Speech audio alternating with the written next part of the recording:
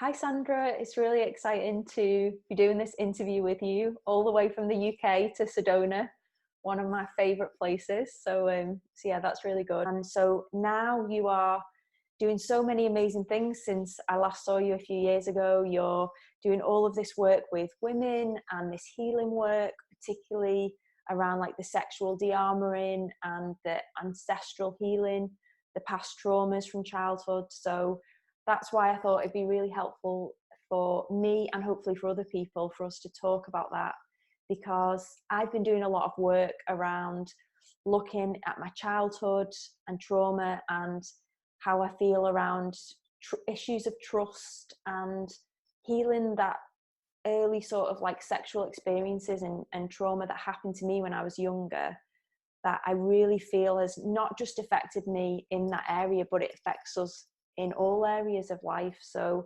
that's why I thought it'd be great to ask you some questions and find out more about the work that you're doing. Thanks for inviting me. It's exciting for me as well, and it's lovely to see you again. So yeah, fire away, ask me any questions you like to ask me. Yeah, well, I mean, first of all, I just touched on kind of the work that you do, these women's retreats in Sedona, and you've got an amazing YouTube, which I'll link to below with lots of other content. So one of the things that I really am interested in is this idea that you talk about how we kind of build up this armor depending on experiences we've had in the past, and how we can hold a lot of tension and contraction in these lower chakras and the work that you do around that. So maybe you could just kind of talk a little bit into that and the work that you do. Mm-hmm. Thank you. That's a good question, because it's actually part of my own healing process. Yeah. When in the beginning, when I was starting to wake up to, okay, there's something else out there. I have some responsibility. Back in the day, I was like, oh, I have some responsibility over my own life. Let me look at that. It really started with opening up my heart more. So focusing more on the higher energy centers. I had a lot of issues around communication, saying what really felt good to me, what didn't feel good to me, feeling a sense of disempowerment because that was part of my childhood trauma where it was not allowed to speak up.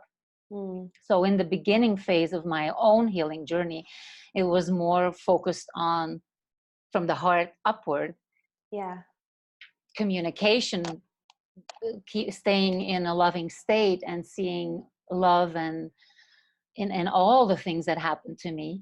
And at a certain point, I felt that I hit like a glass ceiling. Like, okay, I'm bumping up into the same issues over and over again. And that's where I was required to look at the shadows that were located in the deeper layers. And, you know, when you look at the body, we would say the lower energy centers. I'm not saying that they're lower in their value, but it's just lower in location. That's why I use lower and higher. And once I started really diving into, okay, what have I been holding on to in those lower energy centers that have to do with safety, security, being a woman, sensuality, creativity, control, manipulation. That's when things really start clicking together. And then I felt, wow, all the work that I've been doing in opening my heart and opening my throat chakra and learning how to communicate, all of a sudden everything started working together. So whatever I focused my attention on first was not a waste of time, but it needed to be connected with those lower energy centers, because our sense of belonging, our sense of worthiness, feeling safe really comes when we go back, we can tie that to our birth story.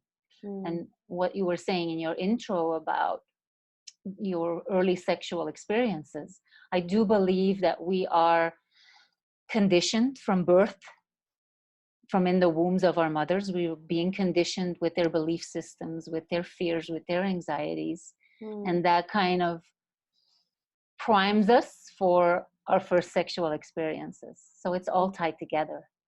Yeah, that's really interesting. And I think when you were talking about how you worked on the communication in these higher chakras, then that really mirrors my own experience, because I think that I got to that same point where I felt like it was almost like a step in for me to be able to work on those. But then I knew that I still held a lot of issues, particularly around trust, and like you were saying, like owning my sensuality, and kind of how one thing that I find difficult, which it'd be interesting for your view on, is like society doesn't readily accept that, I don't think, in women, because I think that once we start to do this work and we realize the power we have, we start to feel like we're connecting all of that, then we start putting it out in the world. And a lot of society doesn't want women to feel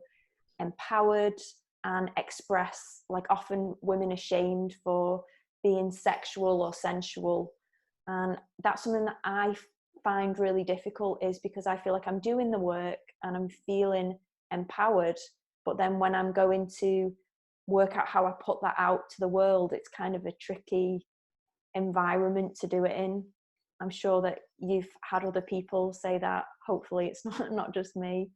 Yeah, absolutely. And I feel that collectively, globally, we're working towards balance. So when you've been repressed, if sexual energy or femininity or feminine leadership has been repressed for many years, or eons, to then get back into a state of balance, it's almost as if we need to go into the other extreme for a little bit in order then to find the balance again, because the feminine, her nature is to do things in a soft way. So, and we are grandmothers, great grandmothers, and they've been doing work before us to get us to a point where we feel free and able to do certain things now in this time and age. But we're still a minority in the world. In the Western world, we have all these privileges that we can express ourselves, we can be living on our own, we can raise our children as single mothers, we can have our own businesses.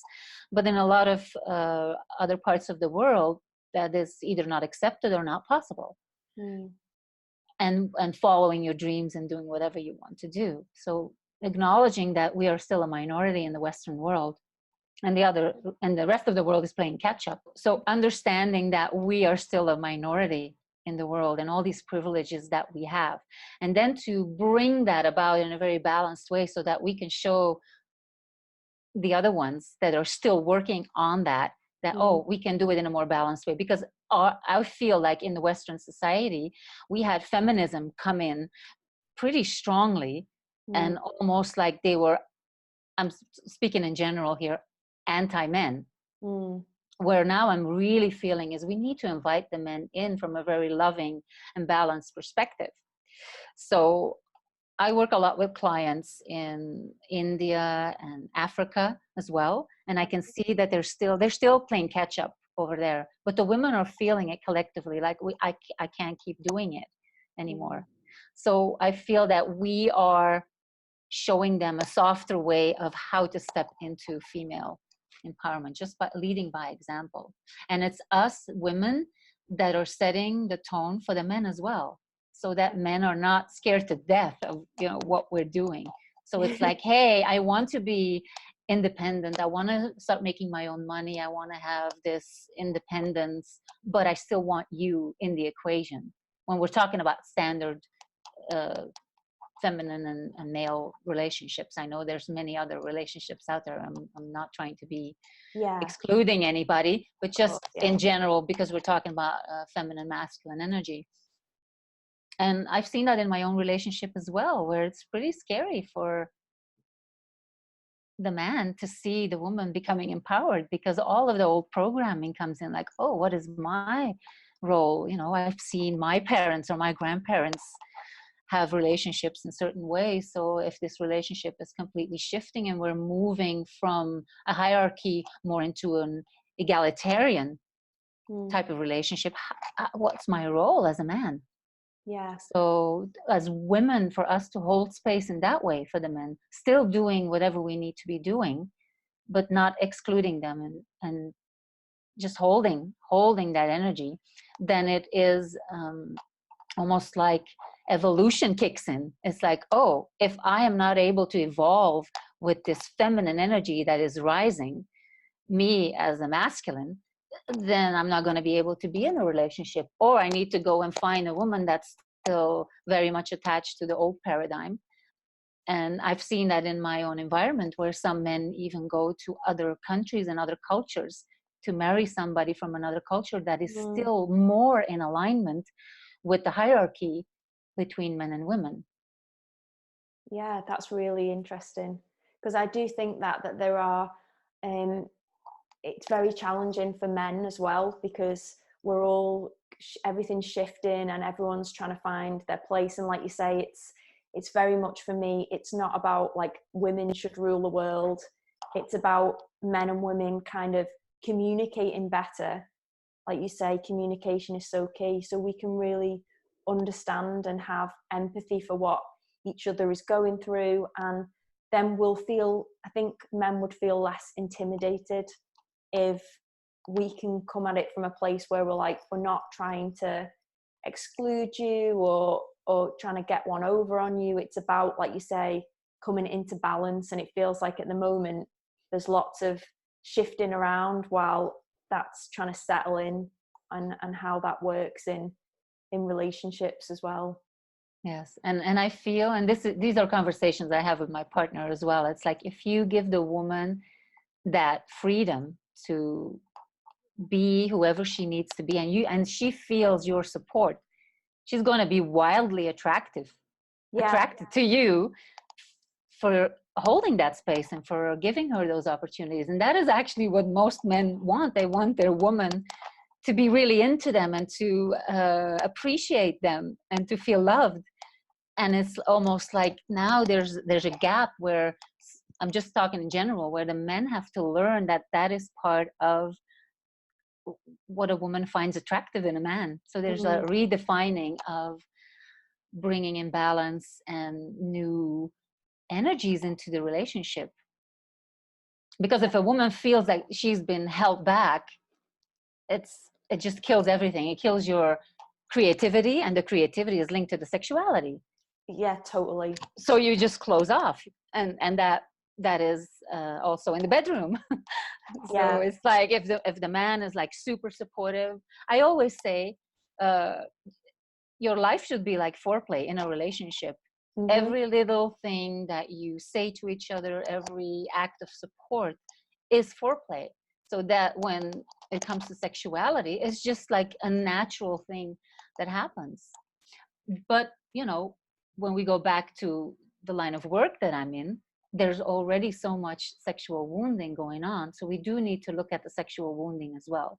But I'm talking from the point where you have addressed all of your sexual wounding and childhood trauma, and you've reached a level where, okay, I've dealt with that. What's next?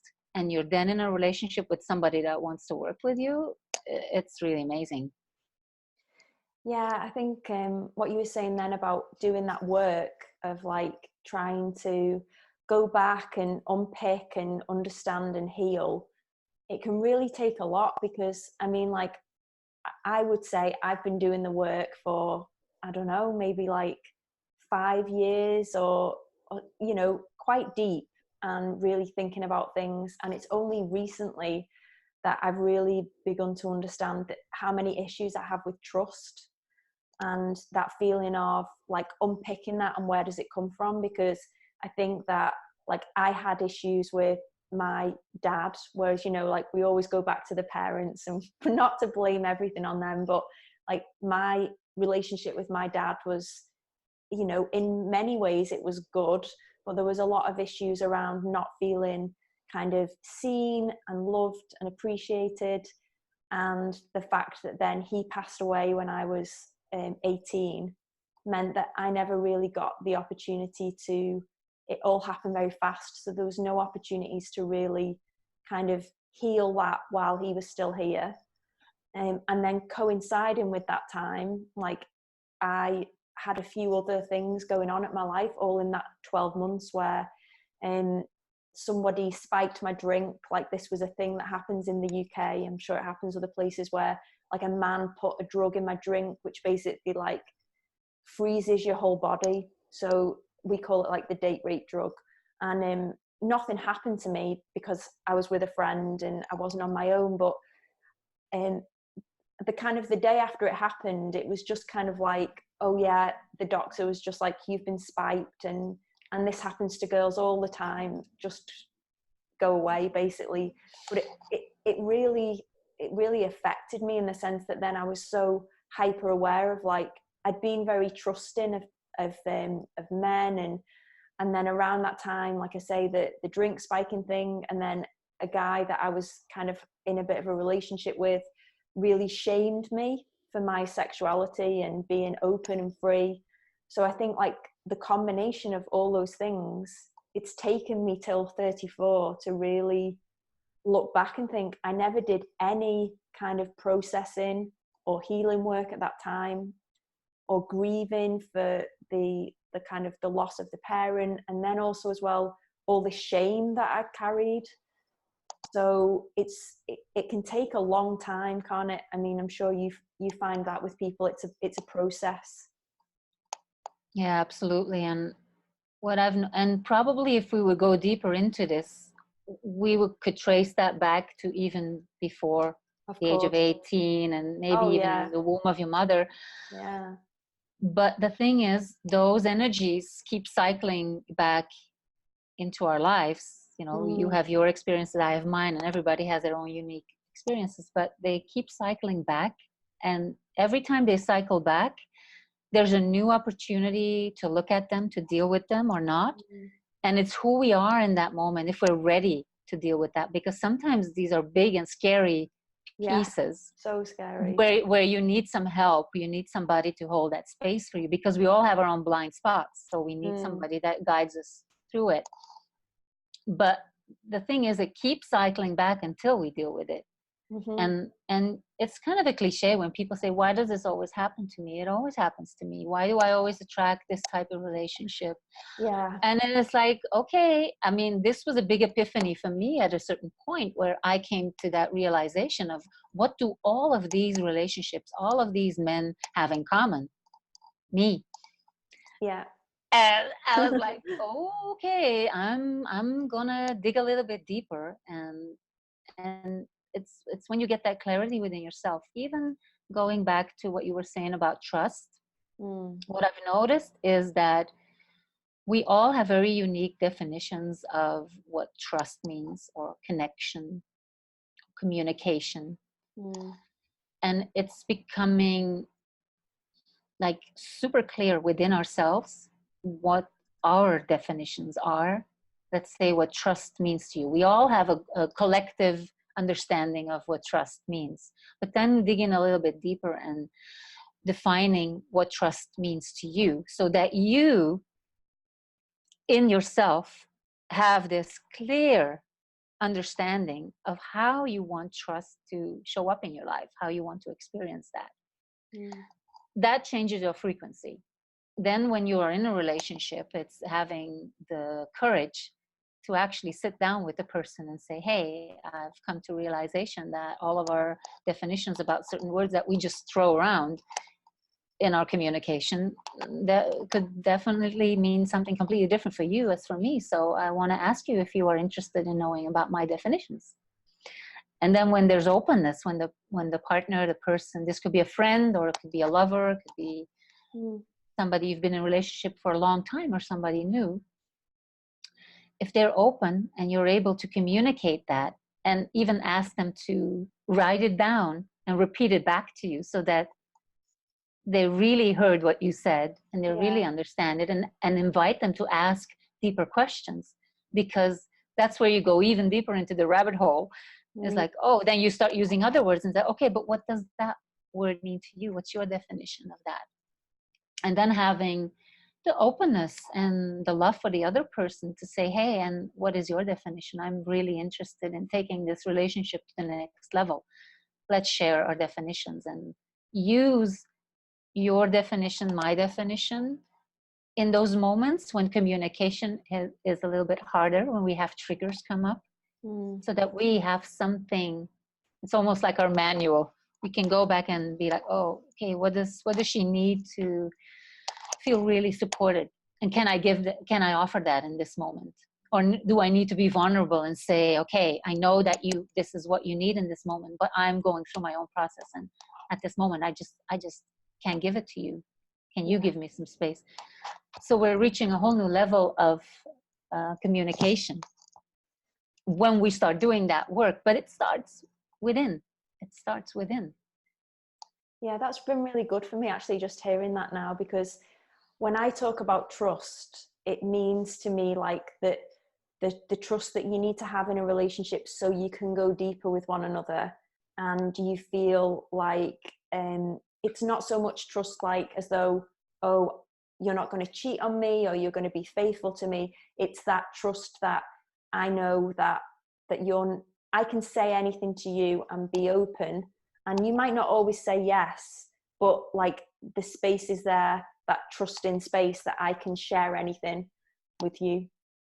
So like you say, being really clear on what you mean. And I think, like you said, we do throw around these big words, and we all are coming with our own story and our own baggage. So you need to be really clear. And I like the way you said as well about, I need this, and this is what I need, and this is why I need it, rather than saying, you never listen, or you don't do this for me, because then immediately the other person then feels attacked, and then that's when you're going nowhere. And I think that's often what, like you say, you get triggered, you don't take a minute, and then you're into that, you don't do this, and then they're saying, well, you never do this for me. And yeah.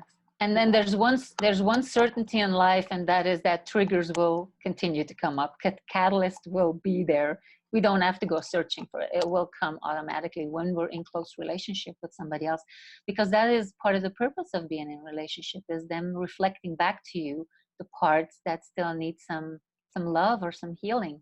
And it's actually a beautiful gift if we know how to work together, how to facilitate that for each other.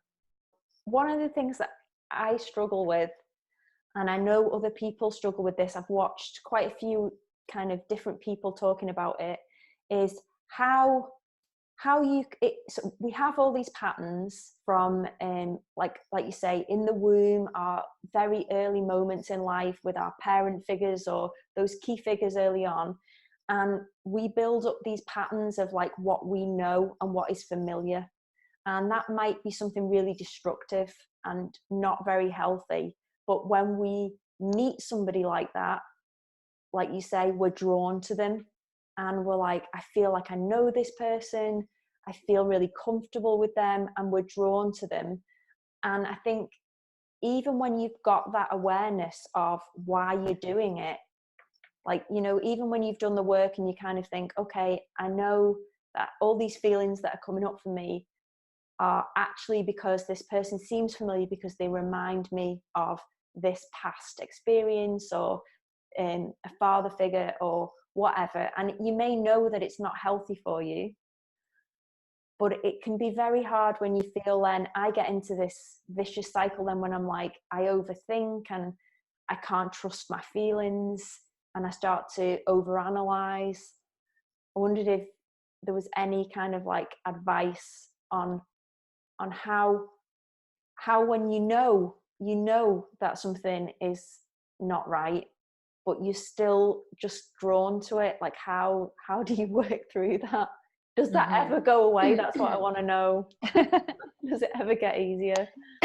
Well, that's a really, really good question. And that's, you know, something that we talked about earlier, like all that stuff keeps cycling back until we look at it and we deal with it. But the first step is actually recognizing the patterns, where you come to this realization of, whoa, why? And I'm noticing it. And then the next step is this still nourishing for you? Is this working for you? If the answer is like, no, it's actually not working for me. Okay, let's look at it. And it's almost as if you can compare it to an addiction. addiction to smoking, addiction to shopping, addiction to any type of drugs, addiction to whatever. And because of, let's say that the patterns that you're talking about were originated in childhood. Up until the age of 7 years old, children operate at a different brainwave level. So everything they experience, everything they hear, everything they see, everything is happening around them is going straight into their subconscious. And that's where the deep, deep conditioning and programming takes place. And you're in a super vulnerable position when you're a baby and you're in the care of your parents or your greater community. And when we actually look, as kids, we look up to our parents. We think they know everything. They got their act together. When we get older, we realize, wow, you know, they had their woundings, they had their shortcomings. They were still working through a lot of stuff. And it's looking at it from that perspective, like it's almost like a bunch of wounded children raising the new children coming in very pure and unwounded. So we're bound to get some of the patterns that our parents suffered from when they were kids, and so on and so on. That's where the ancestral healing part is so important, because we do have something that's been passed on from generation to generation that is running in every family. It could be very unique patterns in some family, could be mine, could be completely different than yours. But I bet you that every family has certain patterns that have been perpetuated by the generations, just because it's what's been said, what's been done, and the child learns from observing. Yeah. So I think the first step in repatterning or reconditioning is this awareness of, okay, is this mine, or is this something that was placed upon me? Is this something that I want to hold on to? Is it something that I'm done with? And then we need to actually work with the body and the mind. And I know that when we start doing spiritual work and we awaken, that it's often, oh, you have to get out of the mind and you have to listen to the body. But in this case, when we're talking about the body being conditioned by, let's say, adrenaline rushing through our body through fight flight. So we have all these chemicals rushing through our bodies when we are facing childhood trauma, or there's stuff that happens in our young adult life. The reactions, the chemical reactions in the body when it comes to fight, flight, freeze, create like a specific state of being in the body. And like most people, we have been in fight, flight, freeze for many, many years, which is not our natural state. When you look at animals, they go into fight, flight when it's necessary. When the danger is gone, they shake it off, literally shake it off. Yeah, you see them, they go like, and then they just go off. And they can just go back to usual business, you know? Humans are not wired that way. We actually hardwired fight, flight, freeze. And at a certain point, when everything goes well, it's almost as if the body is craving for that next hit of adrenaline or that rush of like, it's not safe. And it's you can just compare it to an addiction. So in this case, our mind, which is our willpower and our determination and our awareness, has to take over for a little bit and communicate with the body in a way that says, we're not going to do that anymore. I'm going to teach you something else. And that's a process. That is a process. And when I work with people and we go into that really deep programming and deep conditioning, we actually need to go into an altered brainwave state, which is not hypnosis, but it could be a deep state of relaxation. And that's why meditation is so important, because it brings us back into that altered brainwave state that was so natural to us as children. But instead of filling it up with a bunch of unhealthy and limiting beliefs, we're going in with a clear intention to recondition and bring in positive affirmations, visions of how we wanted in in the years to come or in the days to come. So we're going in with a very clear intention to shift the limiting beliefs, to replace them. But it's not a spiritual bypass where it's like, oh, everything is good and everything is fine and you just have to be happy and put on a smiley face. It's no, let's look at what we've been holding on to for so long, and what maybe we're holding on to some stuff that is our mother's stuff or our grandmother's stuff. And next to our individual work, we also have collectively, we're working through a lot of issues. You can see that what is happening to the planet and how what I perceive as masculine energy, which is the controlling, manipulating part of it, how it works with the feminine, which is the earth, and how we are destroying the earth for to make money and to be, you know, have another country, to be the ruler of another country, another part of a country. It's like this masculine, feminine energy, and I'm overgeneralizing here, so I'm not saying that masculine energy is necessarily a man, because we all have masculine and feminine energy within us. But this like raping of the earth or sexually harassing the earth, and that is also what's happening with women. There's so much sexual harassment, and the Me Too movement and the pedophilia cases, everything that is coming up to the surface, it's coming up because it's time to look at it and to heal it. And I always say that every man that is sexually harassing a woman, underneath that there's a wounded little boy that just doesn't know how to deal with it, that has gotten some poor examples in life, or has had, you know, a very hard time himself. So yes, we need to work on making the world a safer place for the women and for the feminine, but at the same time going to the deeper layers of why is the masculine, or why is a man doing certain things, why. And I'm also talking about the masculine within the women, because we can really step into our masculine side as well, where it's like, I'm only going to create from the mind, and I want this, this, and this, and this, and I'm totally going to put my femininity aside. And you can see that when women are single mothers, and they have to be the mother and the father, and they have to bring in the money, and they have to do all the work. I've been one of those, so I know what that feels, to really tap into the masculine energy. And then, but it's not sustainable, because it's not natural. Our natural state is to have balance and harmony. Yeah, that's really true what you said about like the whole movement around, like I was talking about before, somebody thinking it's okay to put like a drug in your drink, or some guy thinking it's okay to like come up and like touch you or whatever, you know.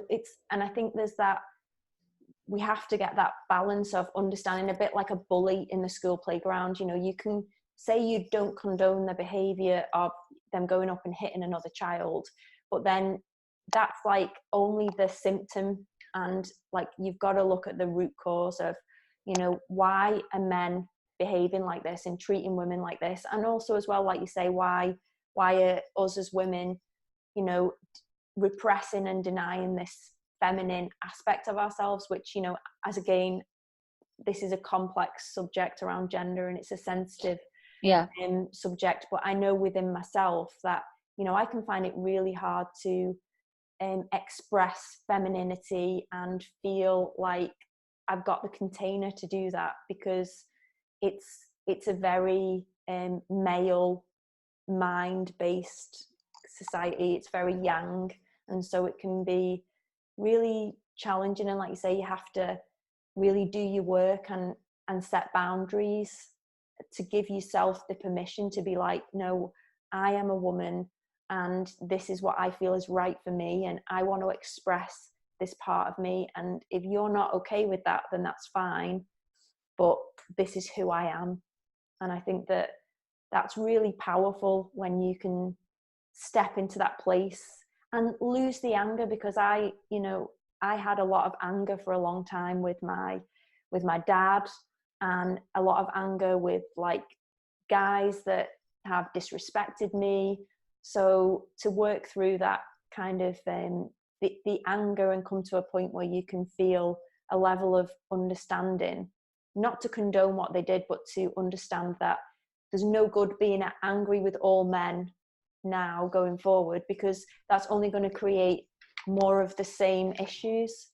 So now if a man does something which I think is like disrespectful or I don't like, you know, I'll do my best to call them out on it if it's appropriate. But I'll also think if I attack them, then that's not going to help. So trying to like have a level of empathy and understanding of why are they doing that? Like sometimes it's just the kind of like the environment that they're in with other men and the kind of like stereotypes and the stuff they're exposed to. So, you know, you have to have that empathy and understanding, and the same works both ways with men for women. And and thanks for bringing that up, because it's not only men, because I've also worked with men that have been during their childhood been sexually abused by women. So we're just in general speaking here, so I do understand that it's on both sides. Because I was going to say it can happen, and also women amongst women. I mean, there's a lot of healing to be done among women as well. It's a big topic, but I just want to go back a little bit to what you were saying, and it's what I'm noticing is, yes, there is the Me Too movement, and it's like women are starting to speak up, and I do feel that everybody needs to be held accountable for what they did. But then looking at, okay, what's behind that? Why did you do it? Where is that behavior coming from? So you can fill up every jail in the world with people that are trespassing other people's boundaries, men, women, children. But where is the healing aspect? Where is this, like, us as a society stepping up and saying, let's rehabilitate, but not like, oh, how are you going to go back into society once you get out of jail? Much, much deeper. Like, okay, where is this coming from, and how can we heal it to an extent so that you can be in the world without being a threat to somebody else? Because I feel what's coming up big time is a lot of women feel unsafe because of their experiences. And there's a general feeling of unsafety. Yeah. Like, is it safe for me to go on a hike alone? Because I live in an area where it's really safe. So we have Airbnb guests, and a lot of the times it's women, and they will message me and they're like, oh, it's the first time I'm traveling alone. I'm happy to book a room with a woman because I don't want to book an accommodation when the man's a host. And is it safe for me to go walking alone? So it's, especially if you live in a city environment, that is even more so. So then when they come back to nature, it's hard for them to trust that it's okay to be alone. So I just see that happening so many times. So it's reestablishing trust, but that reestablishment needs to come from a place where everybody is looking at their own stuff, what needs to be healed. And it's not blaming the men, blaming the women, or vice versa. It's like, let's all look at our stuff. Yeah, I like that kind of sense that, like you say, not always putting it on the other person, and especially in relationships and friendships and workplace, wherever it is, you know, it can be a lot easier to blame and to look at other people and say, you know, they're greedy, or, you know, they're disrespectful.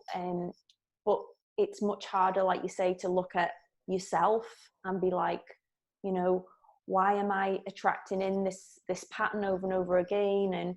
And what can I do? Like, what healing work can I do? And I really liked what you said before, because I was going to ask you as well, like, if somebody's watching this and they're like early on in the process, how you can begin to like softly step into it. And you mentioned before, which is one thing that I was going to say has worked for me personally, is the meditation time, the guided meditations.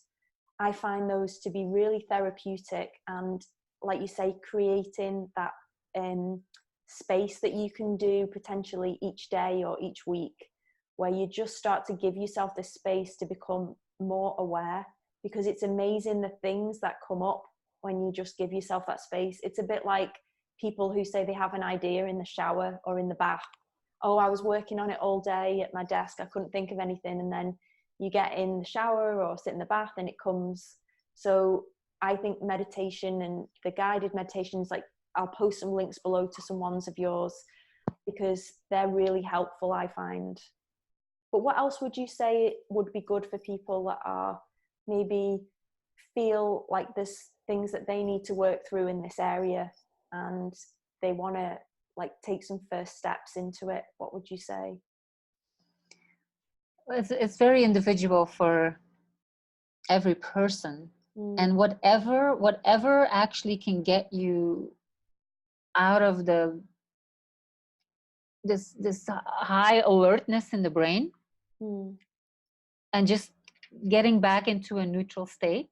So if you feel yourself worked up about a lot of stuff and it's hard to focus, finding whatever you can to calm your mind down, and that is going to alter the brainwave state as well. So maybe people are saying, I've never meditated, meditation is not for me, but maybe they love to go for a run, and while they're running they can clear their mind. So it is a form of meditation, or taking a long bath and just relaxing in the bath. Or like a lot of people on YouTube, they watch cats, and they feel happy when they're watching these cats. Well, it changes the vibration. So you're in a different brainwave state than when you're like dealing with your financial issues, Yeah. So whatever you can find that works for you to just step out of that high alertness where you're constantly feeling like you're in contraction and under pressure. Could be watching a funny movie and just relaxing, and then just dipping your toe into meditation and seeing what it means to you. But because again, that is a word that has some charge to it. Maybe meditation, they think, oh, you have to sit on a bed of nails and not move and stare at a white wall.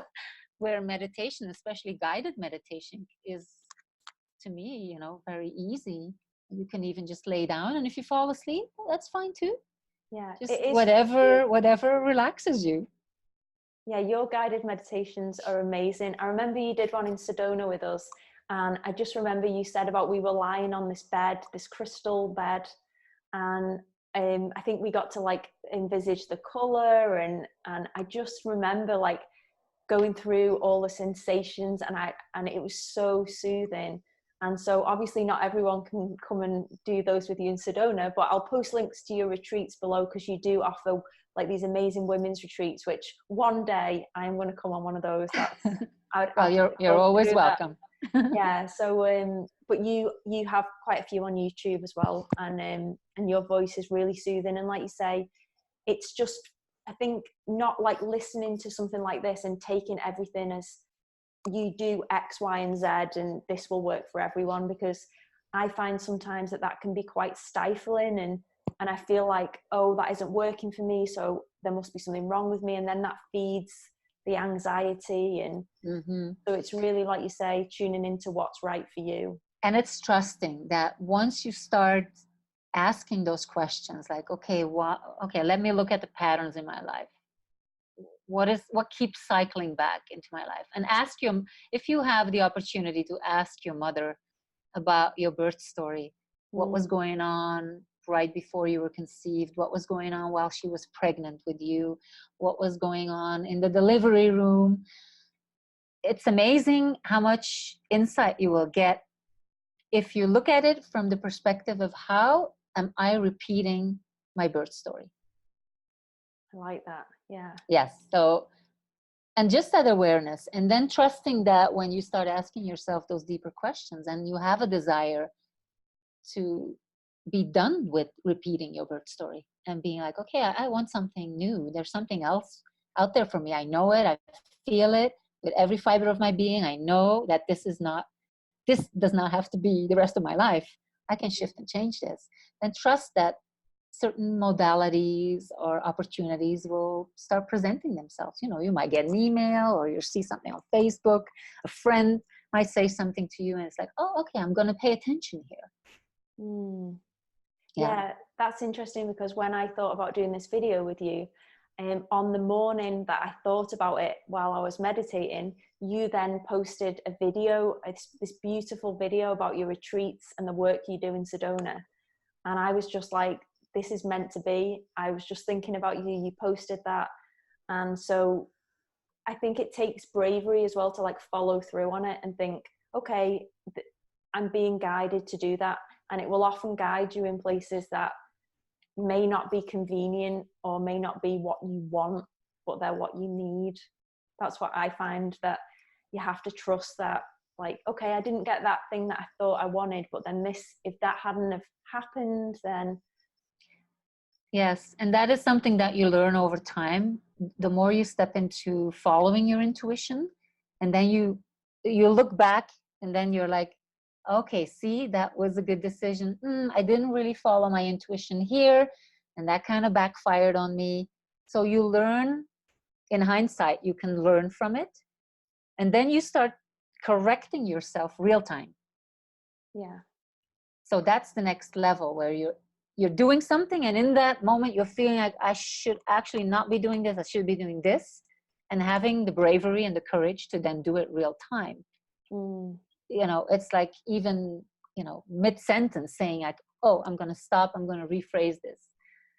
Yeah. Or, oh, I just started, I've had it happen many times, booking something and then getting the intuitive guidance of like, you need to cancel this.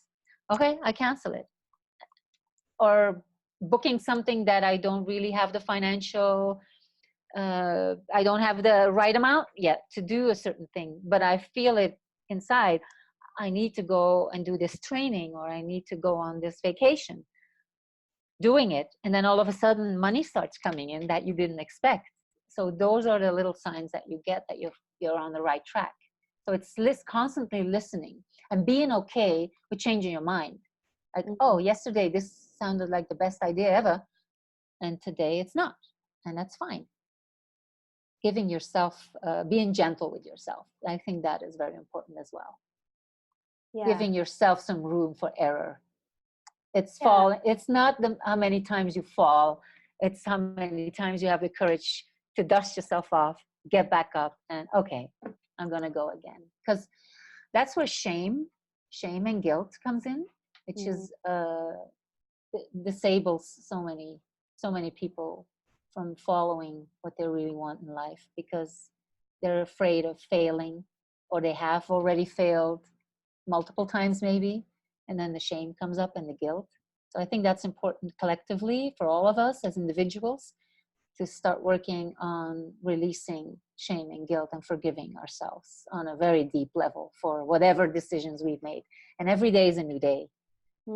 I know it's a cliche, but it is. If we are able to forgive ourselves for something horrible that we did yesterday, or a terrible mistake that we made yesterday or 10 years ago, we give ourselves permission to restart. And even just starting to, what I noticed in my life is that something that bothered you a long time ago may have taken you like a year to get over that, or a month. And if you can just notice that, okay, I've been doing the work, and now it might have only taken me a few days to brush that off. And then gradually, it gets less, and you're able to let go of things a lot more easily than you would have done in the past. Yes. Yeah. And that's what's going to happen. It's if you start practicing this, that is the result. So there's great benefit in doing it, but you have to step out of your comfort zone. It has to feel a little bit uncomfortable, you know, because if you're not feeling some type of like, oh, this is a bit scary, then there's no courage. You know? Yeah, that's so true. And just to think about that in relationships, I guess, with people, is that idea that, like, nothing is a failure, because even if really difficult things are coming up in your relationship, then, that's an opportunity for growth. And it may, like, obviously you want times in your relationship where it's comfortable and, you're in that good space, but you can't expect everything to be on this level plane all the time. And I think often people will end things when the discomfort sets in, and then I think, like, often if you can push yourself a little bit further and get that communication we were talking about before, and, you know, being brave enough to say, can we talk about this more? Can you tell me what you need? I really need this from you. And yeah, it might not work out, and it may be best for you to go your separate ways, and you've got to be open to that as well, but not being afraid to have uncomfortable conversations. And if it doesn't work out, then it really isn't a failure, because you will have helped each other grow. And so I think that's yeah, so important. And I think that's the work that we all should be doing in relationships. That's the purpose of relationships, is also having the courage to have the conversations that could potentially break up the relationship. Yeah, that's so important that you bring that up, because in my opinion, that is the purpose of relationships, where we are reflecting to each other what needs to be addressed. And yes, of course, we need those waves of where everything is going well and we're supporting each other. And then catalyst, like I said, it continues to cycle back. But who are we when it cycles back? So the more we do our own personal work, the better we are equipped, the more tools we have to deal with catalyst. And then when something comes up in a relationship, having that courage to speak up, to say, I need to have this conversation with you, like you were saying. And stepping into that realm of, I'm afraid that if I speak up, that this could break or end the relationship. Because we've all had our experiences in the past where speaking up ended a relationship. But we're moving into a new paradigm where it's like, okay, what is beyond this fear that this will be the end? Show me who you are. It's getting truly naked in relationships. Like, show me who you are and I'll show you who I am. And let's see if we're still a good match. Maybe there's some gap that we need to work on, because we have all these other things that are so compatible. And this one thing, is that going to break us up, or are we both going to step into the next level where we work together, not with giving parts of ourselves away that are super important? So there's always the balance. There's always the weighing of, okay, am I able to step into that? And often, if there's a gap between two people that seems unbridgeable, I'm not even sure if that's an English word. I like that word. We'll keep that in. It's like, okay, is there any childhood wounding under your, I'm digging my heels into the sand and I'm not going to change, or on the other side? So it's having that maturity and that ability of self-inquiry to look at the patterns that are being played out in a relationship. Let's look at the patterns that we're playing out. And sometimes you have to say, okay, whatever we have been doing up until now, I don't think that's going to work anymore. Let's end it the old way and let's start again. And that's something that's new. We're not used to that, because it almost means like, oh, you don't want to be with me anymore? The relationship is over? No, let's see if there's a sequel, a next level, a brand new beginning, a new book for us. And I'm talking from experience, because that's what's happening in my relationship right now. We're doing that. It's like we're energetically divorced to break old patterns, and we both were willing to do it. So we're now in this uncharted territory, navigating through it, and it's exciting, and it opens up a lot of interesting conversation, and it's getting better every time at having those conversations that could break up the relationship, and then realizing, hey, we're still here, we're still doing it. Wow. Hey, we're getting good at this. So it's almost like we're bringing in more of our inner child into the relationship, because the child doesn't really hold back. The child says, hey, I want this, I need this, but then bringing it into balance with the maturity of our life's wisdom, you know, that we've gathered over the years. But it's like this dance between being fully expressed and at the same time using maturity and wisdom, and also seeing the beauty in the other person and that they're going through their journey, and it's not a selfish thing. You're doing it in service to the other, but always with your own healthy boundaries as the main priority. Like, okay, am I still being nourished? Is this starting to become toxic, or is this nourishing me? Yeah, that was beautiful. Thank you for sharing that story of what you're going through, and just that idea that, like you say, we may have repeated patterns and done things a certain way, and sometimes we feel like we'll get stuck in that place where we feel like we'll never be able to change that. But there is, if you keep going, there tends to be that like breakthrough moment or series of breakthrough moments that do allow you to be brave enough to take the risk and to step up. And it may not be possible right now, but if you keep on like exploring yourself and becoming a better communicator, then, you know, it will become easier over time. And like you say, it's getting comfortable with the uncomfortable is the greatest challenge, I think, for all of us in ourselves, in relationship to ourselves, and in relationships with, you know, loving relationships or family relationships. So yeah, it's relationships are a big challenge, and also offer great rewards as well. So and it starts with the relationship with yourself, because because a lot of the times we're not clear within ourselves, and we expect somebody else to solve that for us. So we're looking for some kind of salvation almost from somebody else. And it's like, how are you talking to yourself? How loving are you towards yourself? Are the choices and the decisions that you make, are they nourishing to you long term, short term? And once you start getting adept to that, like you're training yourself to be more loving and more nourishing towards yourself, when somebody would come into your field that is not nourishing, you would recognize it much faster. But because we often are very toxic towards ourselves, the way we talk to ourselves in the mirror, the way we feel about our bodies, about our choices and our actions, because we haven't really forgiven ourselves. We haven't started over with this clean slate of, okay, I forgive myself for everything I've done and everything that's happened, and I'm starting over again. I'm going to be more loving. If we don't start with ourselves, we won't recognize it in another.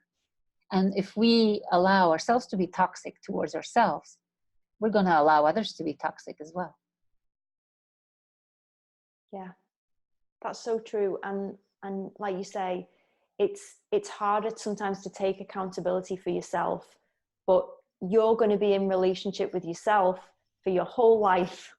So, you know, you don't have to be perfect at it. Like, there are going to be days when you might be hard on yourself, but, you know, I always think trying to be that person that like my child self needed sometimes, and thinking like, how can I help her?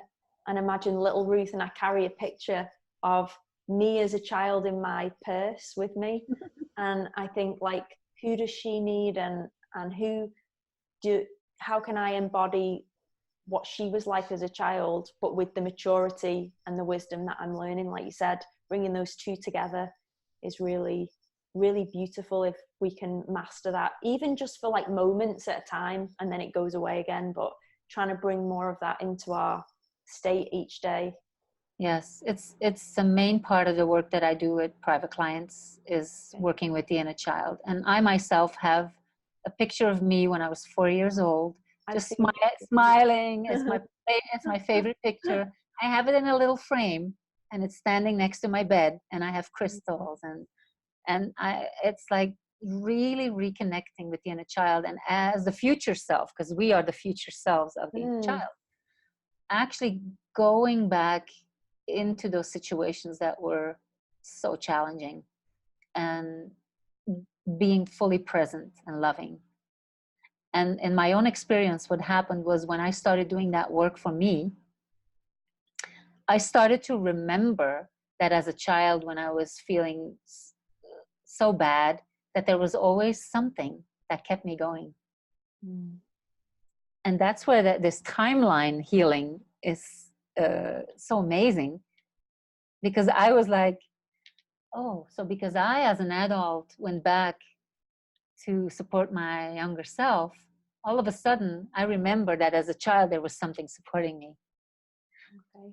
So it's like all time is happening right now, but we perceive past, present, future in our density. That's what we perceive. But when we start doing this work where we go into those other realities, it's amazing how that affects us in the now moment. Yeah.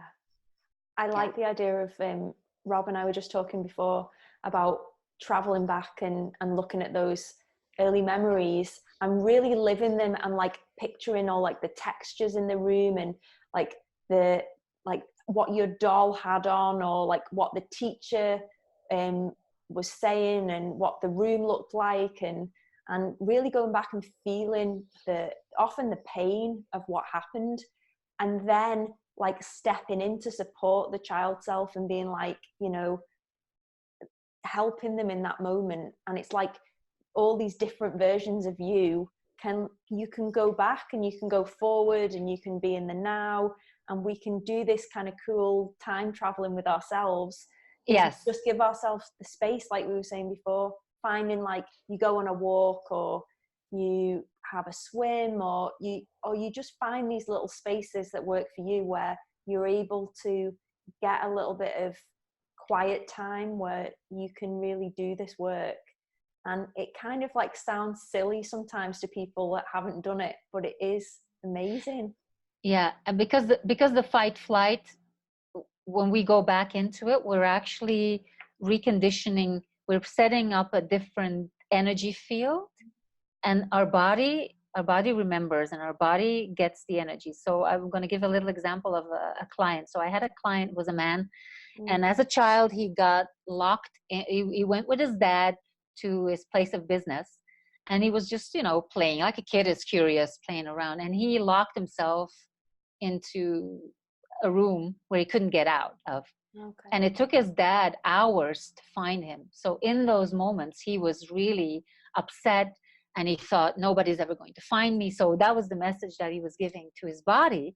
So the body went into complete contraction of, oh my God, I've done something so stupid, and now I'm paying the price, and nobody's ever going to find me again. So in this timeline healing, him as his adult self went into the room where the kid locked himself, and he played with the kid, and he said, hey, it's going to be okay. It's going to take a few hours. Your dad's going to come find you, but it's okay.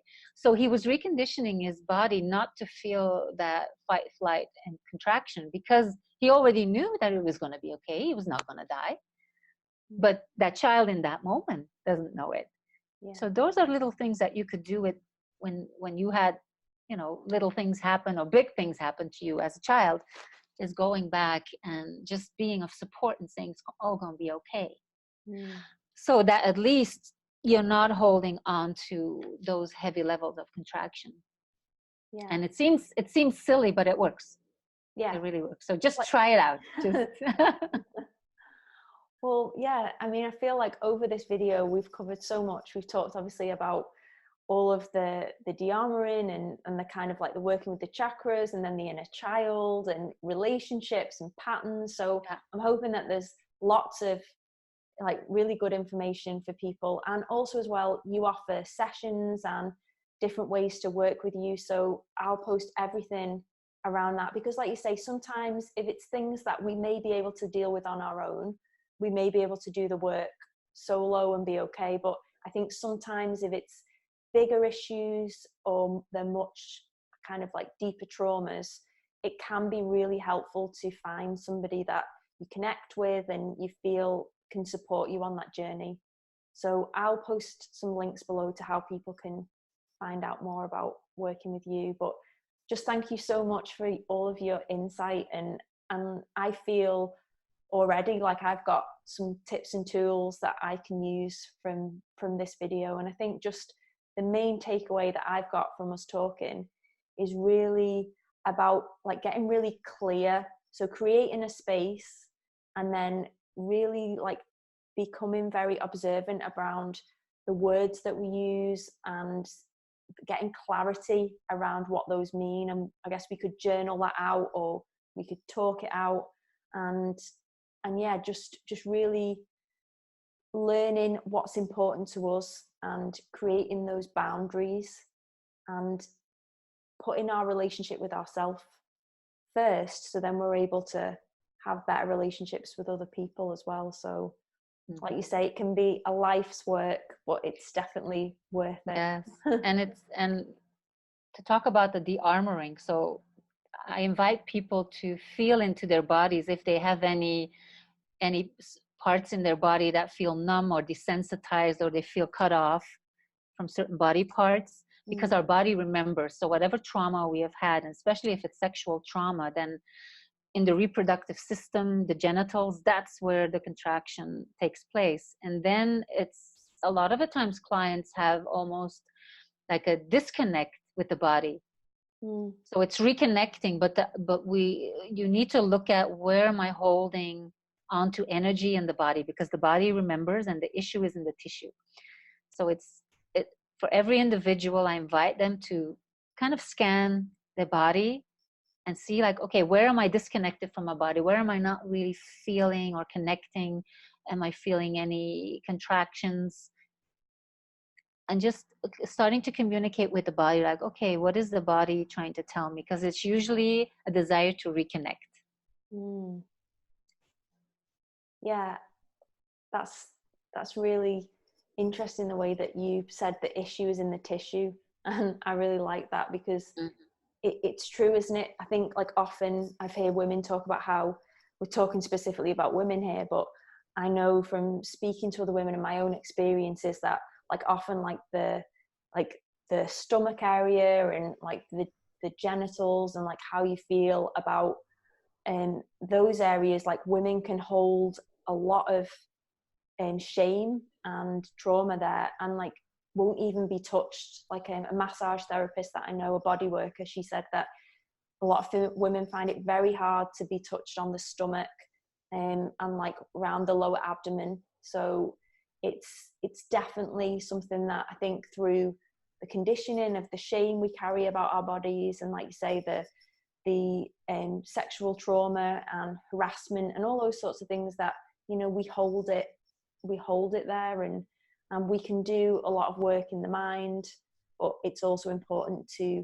listen to the body and to feel into that. So Absolutely. thank you for sharing that. And just You're thank so you welcome. so much, Sandra. It's been lovely, and it's gone a little bit longer, but I think we've covered a lot of really great things. So if anyone wants to get in touch with you, I'll put all of your links below, and yeah, I'll hopefully see you one day soon in Sedona on one of your retreats again. I'd love to do that. So. Oh, I look forward to it. Thank you so much. You did a great job. Thank you so much. Thank you.